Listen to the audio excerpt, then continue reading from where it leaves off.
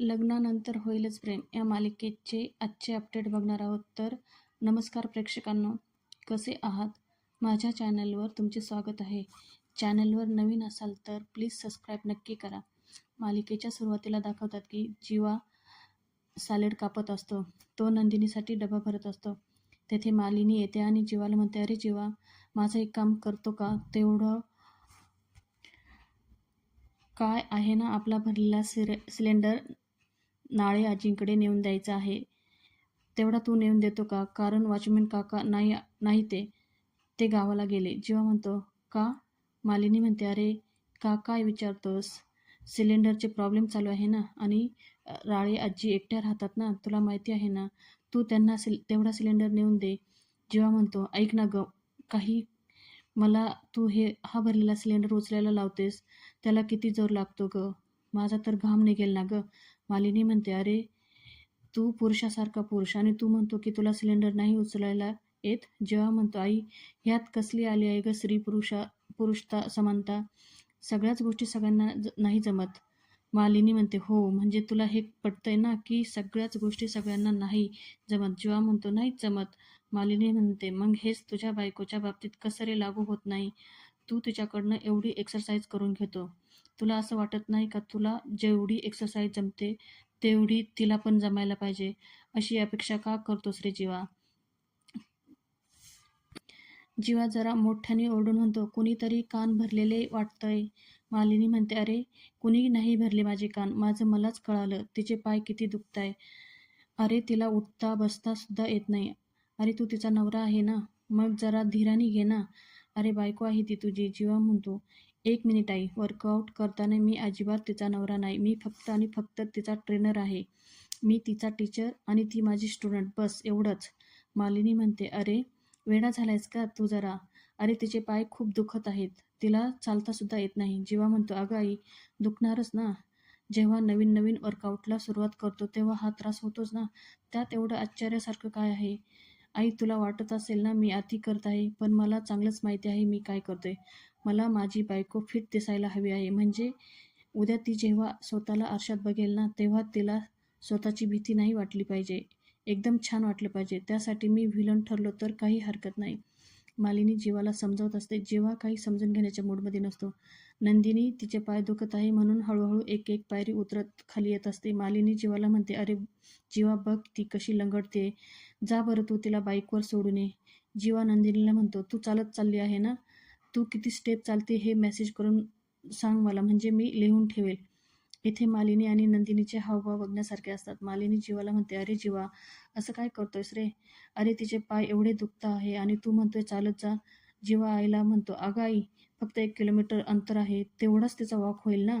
मालिनी जीवाला चिडून म्हणते, अरे इथे एसीत बसून तुला बोलायला काय जाते? बाहेर जाऊन बघ किती ऊन पडले. जीवा म्हणतो, अगं आई, माहिती आहे मला सगळं, मी तिचा नवरा आहे ना. असं काय करते तू? मला तिची काळजी आहे ना. हे बघ मी छत्री काढून ठेवली आहे. जीवा नंदिनीला छत्री देतो आणि म्हणतो, ही छत्री घे म्हणजे तुला ऊन लागणार नाही. आणि हा टिफिन घे. आधी बघ, टिफिनमध्ये मी तुला लाल भात, नाचणीची भाकरी, काळे मसूर दिले आहे. भरपूर सॅलेडसुद्धा दिले आहे. वेळेवर जेवण खा भरपूर आणि व्यवस्थित जेव. नाही म्हणजे आजच व्यवस्थित जेवण कर, कारण उद्यापासून एकच वेळ भात मिळणार आहे. नंदिनी चिडून म्हणते, हो सर, तुम्ही सांगताना तसंच करते. अगदी सगळं ठीक आहे ना. जीवा म्हणतो, गुड. नंदिनी आईला म्हणते, आई येते मी. मालिनी खूप काळजीने म्हणते, सावकाश जा हा बाळा. नंदिनी प्रेक्षकांना इथे दाखवलं आहे की नंदिनीचे खूप पाय दुखतात आणि तिला खरंच चालता येत नाही. ती आपली लंगडत लंगडत मालिनी जाते. मालिनी पुन्हा जीवाकडे मोर्चा वळवते आणि म्हणते, अरे बघ तिला जरा, किती निर्दय आहेस रे तू. तिचे पाय दुखताय आणि तू किती त्रास देत आहे तिला. थांब, विक्रमला येऊ दे, मग बघते तुझ्याकडे. इथे जीवा स्वतःशीच बोलतो, बोला बोला सगळे, मलाच बोला, पण मी काय करतो हे यांना आता नाही, काही दिवसांनी कळेल. पुढे पार्थ आणि काव्याचा सीन दाखवलेला असतो. पार्थ आपला गाडीला टेकून उभा असतो आणि विचार करत असतो. तेवढ्यात तेथे काव्य येते आणि म्हणते, हो बाजूला, चालवते मी गाडी. पार्थ काव्याला म्हणतो, राहू द्या आजच्या दिवस. काव्या म्हणते, का? जीवा पार्थ म्हणतो, नाही खूप थकलाय आज तुम्ही, आपण उद्या बघू. चला मी तुम्हाला घरी सोडतो, मग मी ऑफिसला जातो. काव्या म्हणते, नक्की का? पार्थ म्हणतो, हो नक्की. पार्थ आणि काव्या गाडीत बसतात आणि गाडी थोड्या अंतरावर गेल्यावर पार्थच्या गाडीला काही मुले आडवे येतात. काव्या म्हणते, अरे काय झालं? ही अशी गाडीसमोर का आलीत? पार्थ म्हणतो, चला आपण बघूया काय झालं आहे. दोघेही गाडीतून उतरतात. काव्या मुलांना विचारते, अरे काय झालं तुम्हाला? असं गाडीसमोर कुणी येतं का? त्यातला एक जण म्हणतो, ह्या मुलाच्या गुडघा फुटला आहे. तुम्ही आमची मदत करता का? आम्हाला पुढच्या नाक्यापर्यंत सोडता का? पार्थ त्या मुलाला म्हणतो, अरे त्यात काय एवढं? चला निघूया आपण. पार्थ काव्याला म्हणतो, काव्या चालवता का तुम्ही गाडी? त्यातला एक जण म्हणतो, काय ह्या बाई गाडी चालवणार? पार्थ म्हणतो, हो. त्यातला एक जण दुसरा म्हणतो, अरे शिकवणारा बसणार आहे ना त्यांच्या बाजूला. त्यातला दुसरा एक जण म्हणतो, अरे नको नको, बायकांना सगळी कामे जमतात पण गाडी चालवायला नाही जमत. काव्या मॅडमचा इथे चांगलाच इगो हर्ट होतो आणि ती म्हणते, एक मिनिट, एक फटका लावू का तुम्हाला? काय बोलताय रे तुम्ही? पार्थ म्हणतो, अहो काव्या, लहान मुलं आहे, जाऊ द्या ना. त्यातला दुसरा एक मुलगा म्हणतो, काय खोटं बोलतोय तो? गाडी चालवता येत नाही तर नाही, काय करणार आहात तुम्ही? पार्थ आपला हसत असतो आणि त्या मुलांना म्हणतो, हिम्मत आहे रे मर्दा. काव्याने हे ऐकल्यावर म्हणते, हो का? काव्या म्हणते, बसा गाडीत. त्यातला ज्या मुलाच्या गुडघ्याला लागला आहे तो मुलगा म्हणतो, नाही नाही, मला दुसरा पण गुडघा माझा फोडून घ्यायचा नाही. काव्या म्हणते, हो का? मी म्हटलं ना बसा गाडीत, म्हणजे बसायचं गाडीत. तो मुलगा म्हणतो, नाही नाही, मी नाही बसणार गाडीत. पार्थ म्हणतो, काव्या जाऊ द्या ना, मुलं म्हणतात ना नाही येत गाडीत तर. काव्या देशमुख, असं काही नसतं हो. आत्ता हीच बाई गाडी चालवणार आणि तुम्ही सगळे बापे मागे बसणार आहात. पार्थ काव्याला म्हणतो, हे बघा काव्या, गाडी चिडून चालवायची नसते. काव्या म्हणते, पण तुमचं असं म्हणणं आहे ना की बायकांना गाडी चालवता येत नाही. अहो बायकांना सगळी कामं येतात, मग गाडी का येऊ शकत नाही? का चालवायला जाऊ शकत नाही? तुम्ही बसा गाडीत. काव्या मोठ्या जोशात सगळ्यांना गाडीत बसवते आणि ती गाडी चालवायला घेते. सीट बेल्ट लावते, गिअर बदलते, आरसा सेट करते. सगळे म्हणतात, गणपती बाप्पा मोरया. फायनली चिडून का होईना काव्या गाडी चालवायला शिकली. गाडीत बसल्या बसल्या मुलांची गणपतीची आरती चालू होते. पार्थ मात्र खुश असतो कारण त्याचा प्लॅन सक्सेस झालेला असतो. बोलता बोलता त्या मुलांचा नाका पण येतो. ते मुलं म्हणतात, आला आला आमचा नाका आला. त्यातला एक जण म्हणतो, बाई शिकली आणि प्रगती झाली. दादा द्या बरं आमची चॉकलेटे. पार्थ त्या मुलांना पैसे देतो आणि म्हणतो, हे पैसे घ्या आणि तुम्हाला हवे तेवढे चॉकलेट घ्या. काव्याला काही कळत नसतं. काव्या फक्त पार्थकडे बघत असते.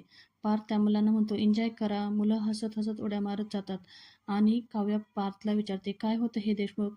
मग पार्थला आठवतं की तो त्या मुलांना कसं आपल्या प्लॅनमध्ये सामील करून घेतो. म्हणतो की, मुलांना तुम्ही माझी मदत करशाल का? मुलं म्हणतात, हो करू की. तसंही शाळेतून येताना आम्हाला काही टाईमपास नसतो. पार्थ मग त्या मुलांना सांगत असतो की, इकडून एक बाई येईल, ती माझ्या गाडीत बसेल, मग आम्ही इथून सरळ जाऊ. तुम्ही पुढे आमच्या गाडीला आडवे येऊन आम्हाला लिफ्ट मागायची आणि मी तुम्हाला जे जे काही सांगेल ना तसं तसं त्या बाईला तुम्ही बोलायचं. मुलं म्हणतात, हो जमेल ना, पण आम्हाला काय मिळणार? पार्थ म्हणतो, तुम्हाला पाहिजे तितके चॉकलेट मिळतील. पार्थ त्यातल्या एका मुलाला म्हणतो, अरे तुला ढोपर फुटल्याचं दाखवता येईल का? तो मुलगा म्हणतो, होईल ना. पहा पार्थ हो पार्थ म्हणतो, अरे तुम्ही सगळे तर माझ्या पुढचे आहात. काव्याला खरं तर हे ऐकून खूप आनंद होतो. ती म्हणते, देशमुख. पार्थ म्हणतो, सॉरी काव्या, मी त्या मुलांकडनं खूप काही बोलून घेतलं, पण मला माहिती आहे तुम्हाला कोणी डिवचलं का तुम्ही ते काम करूनच दाखवतात आणि दणक्यात सिक्सर मारतात. काव्या, तुम्ही करून दाखवलं. मला खूप अभिमान आहे तुमचा. काव्या म्हणते, देशमुख, तुमच्यासारखा पार्टनर माझ्याबरोबर असेल तर माझं पाऊल कधीच मागे हटणार नाही. काव्या पार्थला थँक्यू म्हणते. पार्थ म्हणतो, मी पण तुम्हाला कधीच एकटं पडू देणार नाही. पुढे दाखवतात की अनिशा आणि तिची मैत्रीण पार्थ आणि काव्याला लपून छपून बघत असतात आणि अनिशाची मैत्रीण अनिशाला म्हणते, काय यार अनिशा, आपण गेला अर्धा तास त्यांना असं बघत आहोत. अगं तुला एवढंच वाटतं ना तर जाऊन बोल ना तिच्याशी. अनिशा म्हणत असते की, काव्या तू गाडी तर चालवायला शिकली आहेस, पण खरं तर अनिशाच्या डोक्यात काय चाललंय हे येणाऱ्या भागात आपल्याला कळणारच आहे.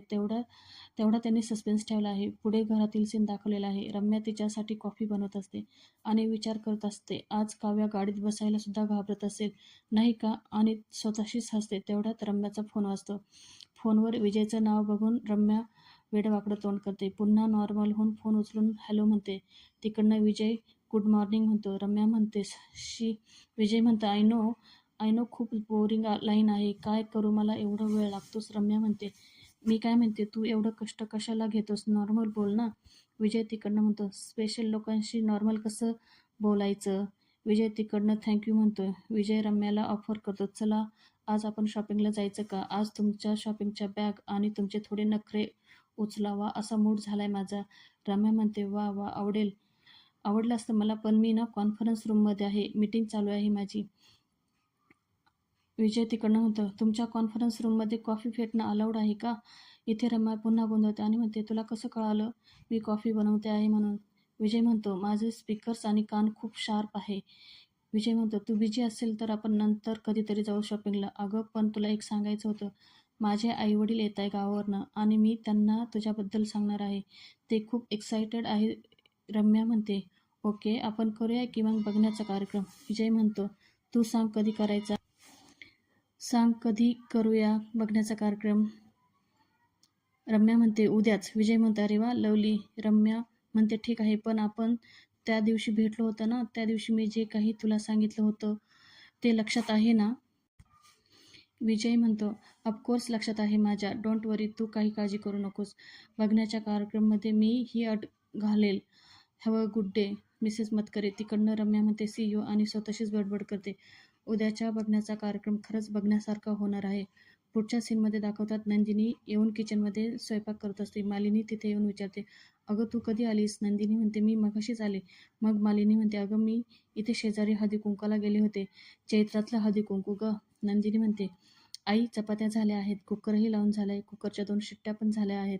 मालिनी नंदिनीला म्हणते, अगं नंदिनी, तू आल्या आल्या लगेच कामाला काय लागली? बरं, तुझे पाय कसे आहेत? नंदिनी म्हणते, आता बरे आहेत. आणि आई, मी आत्ता येताना चालतच आली. मालिनी म्हणते, झालं, पुन्हा तू चालत आली? हा जीवापन्ना अति करतोय बघ. तो ऑफिसमधनं येऊ दे, पुन्हा त्याला फटकारते मी. मालिनी म्हणते, ऐक ना, तू गुढीपाडव्याला थोडंसुद्धा गोड खाल्लं नव्हतं. त्या शेजारच्या वहिनींना छान रव्याचे लाडू दिले. तू खाते का थोडं? नंदिनी म्हणते, आई सॉरी, ते काय आहे ना, मी साखर बंद केली आहे ना. मालिनी म्हणते, अगं एवढं याने काय होणार आहे, थोडंसं खाल्लं तर काय फरक पडेल? मी तर म्हणते, थोडीशी साखर आपल्या शरीराला गरजेचीच असते. एवढी पायपीट करते तू. जीवा तुझ्याकडनं एवढा व्यायाम करून घेतोस. अगं थोडंसं तरी लाडू खा ना, जीवाला थोडीच कळणार आहे. नंदिनी म्हणते, अहो आई, पण मला कळेल ना. आई, मला तुमची काळजी कळते, पण माझ्या शरीराकडे, माझ्या वजनाकडे मलाच लक्ष द्यावं लागेल ना. तेवढ्यात तेथे वसू आत्या येतात आणि म्हणतात, नंदिनी काय गं, गेली 2-4 दिवस झाले तुझं सारखं वजन वजन चाललंय, तू दुसरं काही बोलतच नाही. वसू आत्या म्हणतात, नंदिनी तू फार विचार करते ह्या गोष्टीचा. अगं आपण बायका आहोत, आपलं वजन वाढणारच ना, पुरुषांना काय जाते बोलायला. आणि हो, तू म्हणून जर करत असेल तर थोडा दिवस कर, काही हरकत नाही, नंतर ते सोडून. तसंही तुला ह्या सगळ्या व्यापामध्ये कुठे वेळ मिळणार आहे हे सगळं करायला? नंदिनी विचारते, का का का नाही जमणार? वसू आत्या, ठरवलं तर सगळं जमतं, फक्त स्वतःवर कंट्रोल ठेवता आलं पाहिजे. आता तुमचंच बघा ना, तुम्हाला शुगर आहे, पण तरीसुद्धा तुम्ही गोड खाता की नाही? वसू आत्या म्हणतात, अगं मी फक्त सणावारालाच खाते ना, आता ते पण बंद करू का मी? नंदिनी म्हणते, सणावारी खायचं, पण आपले पूर्वज काय म्हणत होते, फक्त सणावारीच गोडधोड खायचं. एका चचाच फरक आहे ना फक्त. हा आत्ता तोच कुठे लावायचा हे आपण आपलं ठरवायचं. तेवढ्यात नंदिनीला आठवतं, जेव्हा तिला काय सांगत असतो, जेव्हा तिला म्हणत असतो की फक्त सणावारीलाच गोड खायचं असतं आणि आपले पूर्वज म्हणायचे सणावारीलाच गोड खायचं, पण फक्त चचाच फरक आहे आणि हाच फरक खूप मोठा असतो. तेवढ्यात वसू आत्या नंदिनीला हात जोडून म्हणतात की बरं बाई, मी माझे शब्द मागे घेते, तू तुझं चालू ठेव वजन वजन. आणि म्हणते, बघितलं ना, मी जे कामासाठी आले होते ते पण विसरून गेले. वसू आत्या म्हणतात, अगं मालिनी, विजयचा फोन आला होता रम्याला, तो विचारत होता उद्या त्यांच्या घरच्यांना घेऊन येऊ का देशमुखांकडे? मालिनी म्हणते, हो. वसू आत्या म्हणतात, म्हणजे बघण्याचा कार्यक्रम करायचा आहे? मालिनी म्हणते, अहो छान की, कळवा त्यांना, येऊ द्या उद्या. नंदिनी म्हणते, चला आता जोरदार तयारी करूया आपण. पुढे दुसऱ्या सीनमध्ये दाखवतात, पार्थ आणि काव्या घरी येतात. काव्या पार्थला म्हणत असते, उद्या आपण लवकरच गाडी बाहेर काढूया आणि डायरेक्ट हायवेलाच ट्राय करून बघूया. पार्थ म्हणतो, अरे वा, तुमचा कॉन्फिडन्स खूपच वाढलाय आता, नाईस. तेथे सोफ्यावरच रम्या बसलेली असते. त्या दोघांचं बोलणं ऐकून रम्या म्हणते, कोणत्या कॉन्फिडन्सबद्दल बोलत आहे पार्थ? काव्या म्हणते, अगं रम्या, माझ्याच कॉन्फिडन्सबद्दल बोलत आहे ते. अगं म्हणजे ते माझ्याचबद्दल बोलत आहे. अगं मी गाडी चालवायला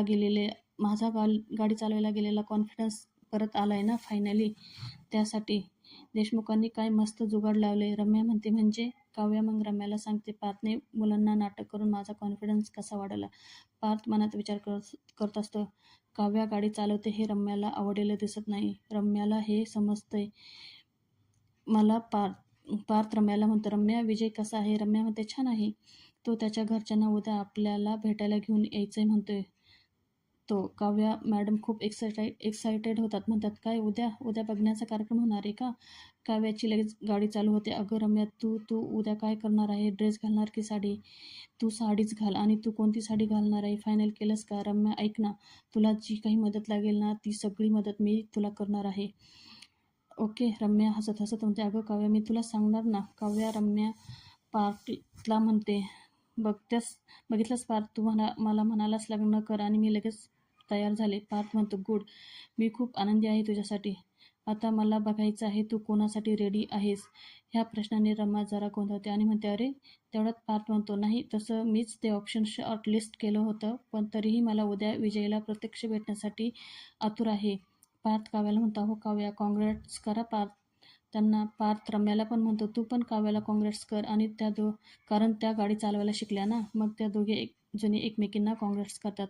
मग पार्थ काव्याला म्हणतो, चला काव्या, ब्रेक, एक्सिलेटर, क्लच दाबून पाय दुखत असतील ना तुमचे, चला मी तुम्हाला फूट मसाज देतो. काव्याला जरा इथं अवघडल्यासारखं होतं. रम्या स्वतःशीच बोलते, फूट मसाज, माय फूट. शेवटी ही काव्या गाडी चालवायला शिकलीच. पण काही हरकत नाही, मी सुद्धा हार मानणार नाही. मी काय करू शकते हे उद्या बघशील पार्थ. पुढे जीवा आणि नंदिनीचा सीन दाखवतात. नंदिनी गाढ झोपलेली असते. जीवा तिच्याकडे बघतच राहतो. प्रेक्षकांना इथे मालिकेचे टायटल सॉन्ग चालू होतं. खरंच खूप सुंदर आहे हे टायटल सॉन्ग. सारखं सारखं ऐकावंसं वाटतं. जीवाला इथे बऱ्याचशाच मागच्या गोष्टी आठवतात. नंदिनीचा तो नटखटपणा आठवतो. जीवाच्या डोळ्यात पाणी येतं. फक्त जीवा म्हणतो म्हणून नंदिनीने रोज व्यायाम करते. खरं तर हे सगळं जीवाला खूप आवडतं असतं की नंदिनी माझ्यासाठी हे सगळं करते म्हणून. प्रेक्षकांना इथं दाखवतात, जीवा नंदिनीचे पाय चेपून देत असतो आणि नंदिनीची माफी मागतो. म्हणतो, सॉरी चकाचक बाई, मला माफ कर. मी तुला खूप त्रास देतोय ना. अगं पण मला तुझ्या चेहऱ्यावरचं ते जुनं हसू बघायचं आहे. मला माहिती आहे तुला तुझ्या वजनाची काळजी आहे, पण मला तुझ्या तब्येतीची काळजी आहे गं. मला माहिती तू अजून एवढी जाड झालेली नाही चकाचक बाई, पण एकदा का वजन वाढलं ना, ते चारही दिशेने वाढतं आणि आटोक्यात येत नाही. आटोक्यात आणणं खूप अवघड असतं. काय आहे ना चकाचक बाई, हे वाढलेलं वजन एकटं येत नाही गं, सोबत भरपूर काही आजार घेऊन येतं. आणि मला खरंच असं वाटतं की तुझ्या वाट्याला हे काही येऊ नये, एवढीच इच्छा आहे माझी. म्हणून मला तुझी खूप काळजी वाटते. ही खूप चांगली गोष्ट आहे. तुझं इतकंच वजन वाढलं तरी तू ते कमी करण्याचा निर्णय घेतला आहे. तुला सांगू का, हीच गोष्ट अशी आहे की सुरुवातीला खूप जोश वाटतं एक असतो, पण नंतर शरीर फक्त त्या आपल्यापुढे दोन मार्ग असतात. एक अगदी सोपा, हार मानायचा, आणि दुसरा कितीही त्रास झाला तरी शेवटपर्यंत जायचा. पहिला मार्ग अगदी सोपा वाटतो सुरुवातीला, आणि दुसरा मार्ग सुरुवातीला खूप कठीण वाटतो, त्रासदायक वाटतो, पण हा खूप लांबपर्यंत घेऊन जातो. आणि मला तुझ्यासोबत खूप लांबपर्यंत जायचं आहे. प्रेक्षकांनो, इथे आजचा भाग संपतो. उद्याच्या भागात आपण बघणार आहोत की पार्थ काव्याला जेवण भरवत असतो आणि म्हणत असतो की प्रत्येक नवरा बायकोने रोज रात्री आपली खाजगी प्रायव्हेट वेळ काढली पाहिजे. दुसऱ्या सीनमध्ये जीवा झोपलेला असतो. तो म्हणतो, चकाचक बाई उठा, आपल्याला एक्सरसाइज सुरू करायची आहे ना. तो उठून बघतो तर नंदिनी बेडवर नसते आणि तो विचार करतो, अरे चकाचक बाई कुठं गेली. तो खाली येऊन बघतो तर नंदिनी मस्त व्यायामासाठी ड्रेस घालून तयार असते आणि ती व्यायाम करत असते. जीवा नंदिनीकडे बघतच राहतो. दुसऱ्या सीनमध्ये रम्या विजयला म्हणत असते की मी सांगितलेली अट लक्षात आहे ना तुझ्या, म्हणजे सगळ्यांना सांगताना. विजय म्हणतो, सगळ्यांना सांगताना हे मी सांगतोय असं सांगायचं ना. आणि दोघेही शेकहँड करतात. तिथे काव्या येते आणि त्यांच्याकडे बघते. तेवढ्यात रम्याचं लक्ष काव्याकडे जातं. उद्याचा भाग खूप इंटरेस्टिंग होणार आहे. त्यासाठी चॅनलला सबस्क्राईब नक्की करा. तोपर्यंत स्वस्त राहा, मस्त राहा, मराठी मालिका एन्जॉय करा. धन्यवाद.